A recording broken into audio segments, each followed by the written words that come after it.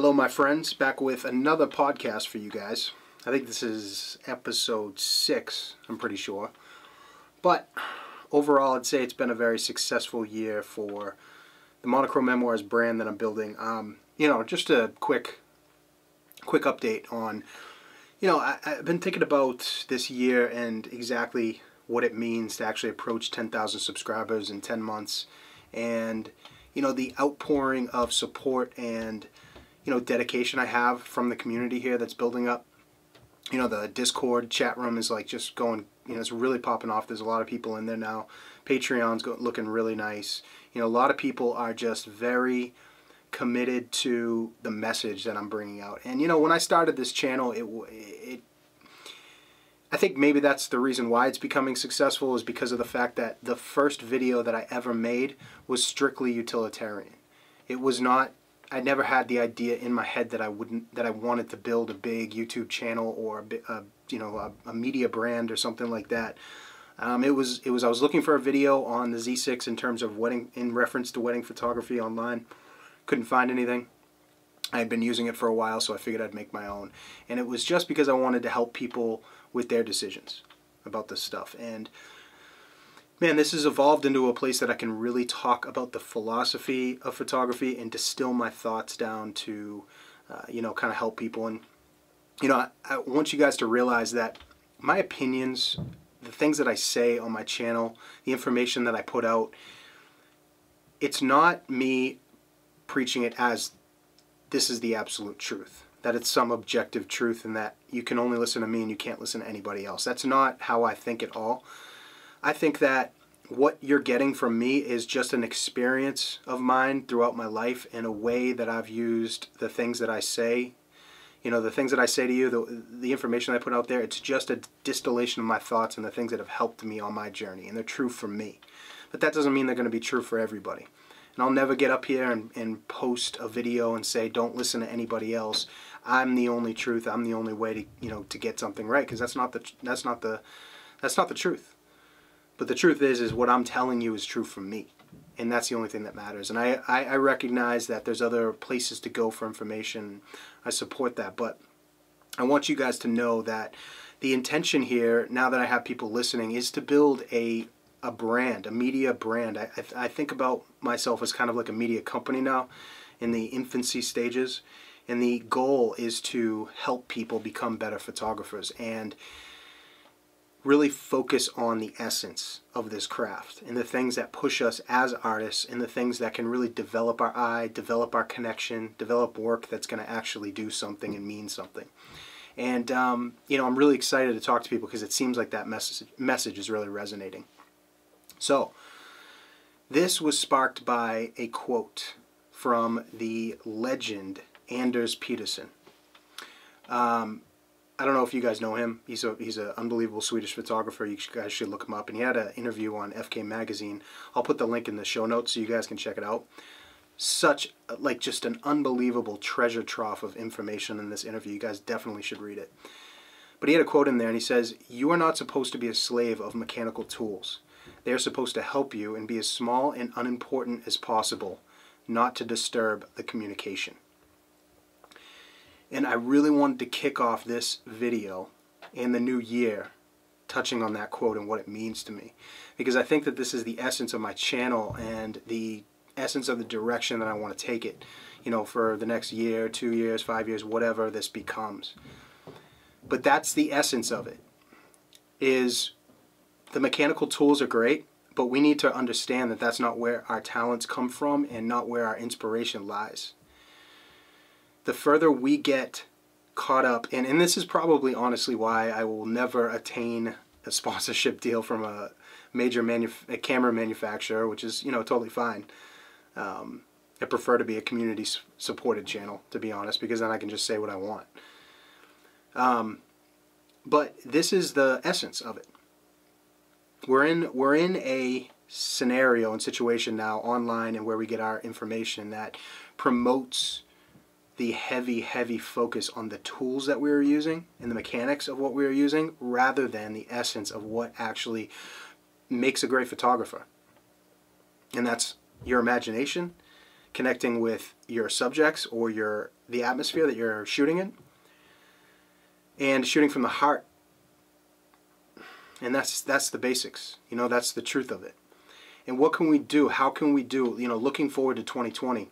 You know, I'm expecting this to be the best year ever for me. That's not going to mean that there's not challenges, ups and downs. And you know, guys, I don't know. You guys don't know. Well, some of you guys know some personal stuff about me, but you know, back in the days when I was in the military, you know, that stuff. I went in the military when I was 19, and that really instilled a sense of there's beauty in struggle, and there's beauty in facing things and not turning your back away from them. I don't want to be a person without any problems. I don't want to be a person without any challenges, because that's where my humanity comes in and where I can really connect with myself and see what I'm made of. When people push back on me, that means that I have an opportunity to grow and become stronger. And so 2020, I'm expecting it to be a lot of growth, but I'm also expecting it to be the best year. And in terms of photography, I want it to be my most inspired year. And how am I going to do that? Well, I'll tell you what, it's not going to be focused on the cameras that I use. It's not going to be focused on, you know, the amount of, you know, megapixels I have or autofocus points. It's going to be focused on the scenarios that I put myself in to keep my imagination going, the way I deal with my clients, the way I deal with everyday life. Those are the ways that I'm going to grow and produce work that lasts. And I want that for you guys too. I want everybody who watches this channel to come here and know, yeah, you know, I do give tips and tricks on the Zs. I talk about the camera gear that I use personally. I'll never talk about anything that I don't own, that I don't know.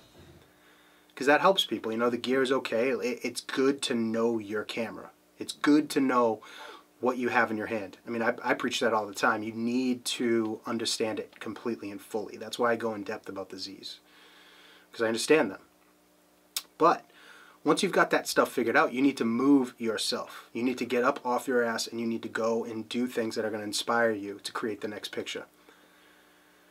A new camera or a new lens may give you a short burst of motivation for a week, but I guarantee in a week or two you're just going to be sitting there scrolling eBay or scrolling Amazon looking for new gear to buy, and it's going to get you back into the same place, looking for something to get you out of there.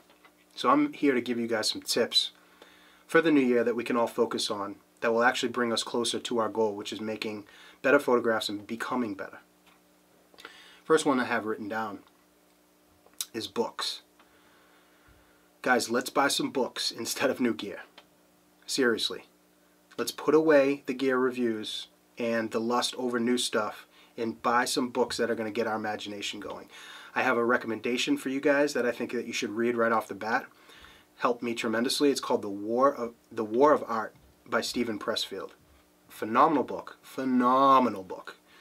You guys will absolutely love it. And it'll realign yourself for the thinking that's necessary to really create art that you know, is worth a shit, really.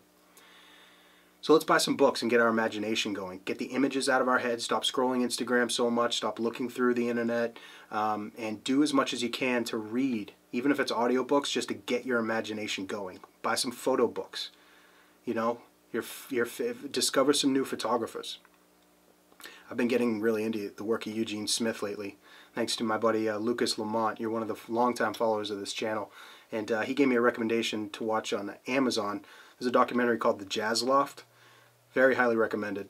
I spoke about it in the Discord group. And it's just crazy inspiring, that guy. He was a literal genius. But it made me go back and look at his work and kind of just get so many different creative ideas. So books, guys. Let's focus on that instead of buying more gear. Next thing is travel.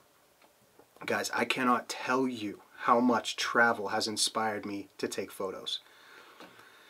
You know, when I first started photography, I touched on this in a previous video. I'll put a card on the YouTube thing, but it was titled, "What Should You Do With Your Life?" And I kind of went into my story and like what I had been doing.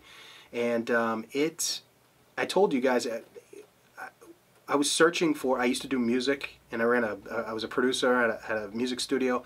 And once I gave that up, I was really very heavily searching for some type of inspiration. I started traveling a lot. And I got myself a little camera, And I started taking pictures of everything I saw. And this wasn't me going to white sandy beaches or getting on a plane and going to Iceland or, you know, all those like crazy, unbelievable places. Those are great. I love to take pictures there. But this was me literally going out to like the middle of Nebraska.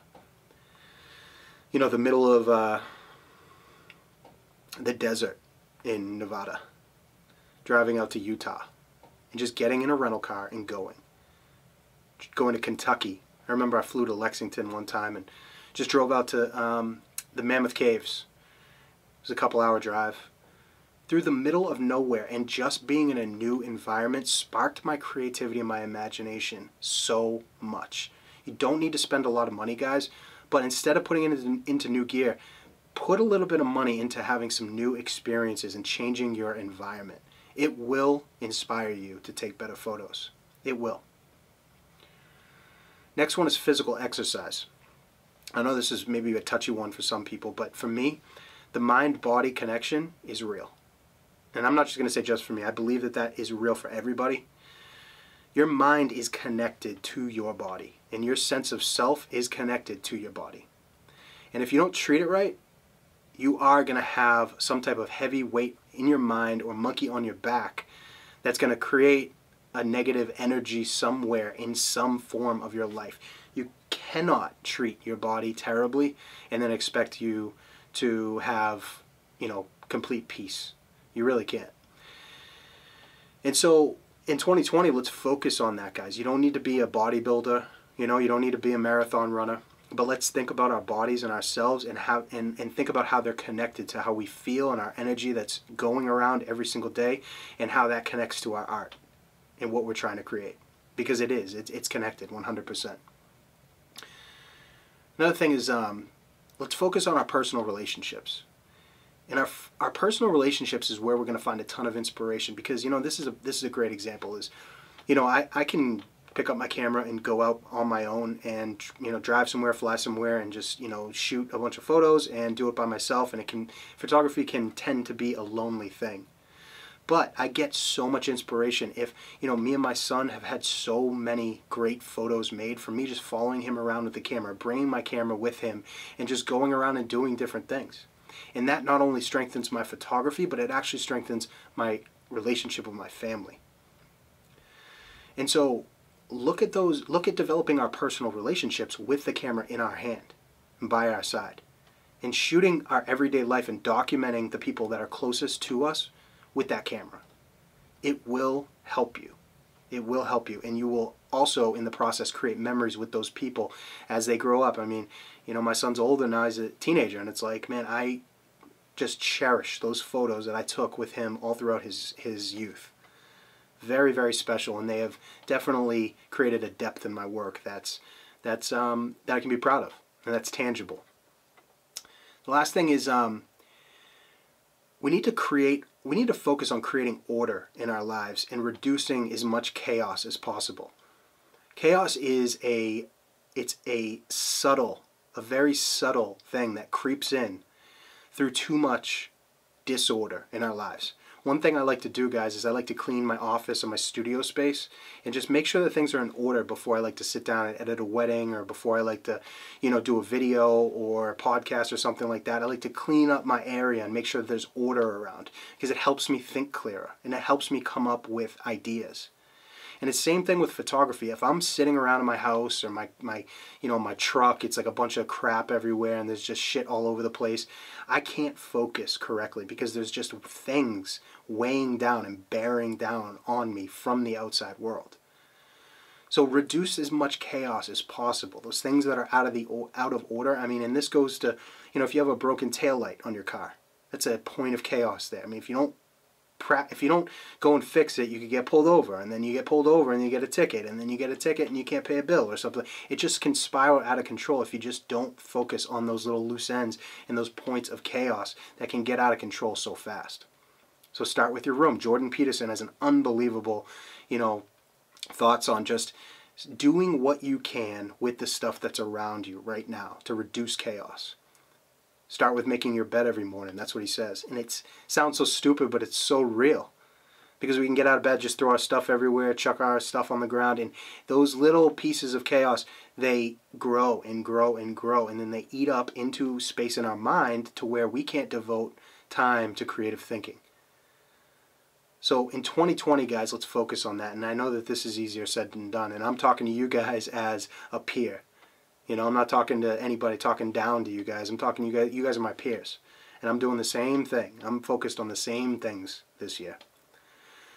So this is just a quick podcast. I don't even know how long I've been talking now, but I'm going to get back into this, doing solo podcasts and stuff with Sarah too. But solo ones are just my thoughts and things that I can help with you guys while driving or moving around throughout your daily life, and we can all connect that way. So I appreciate you guys listening, taking the time, and thank you so much for the support. Let's look forward to 2020 as the best year ever for our art and our lives, for everyone. Thanks for listening, guys.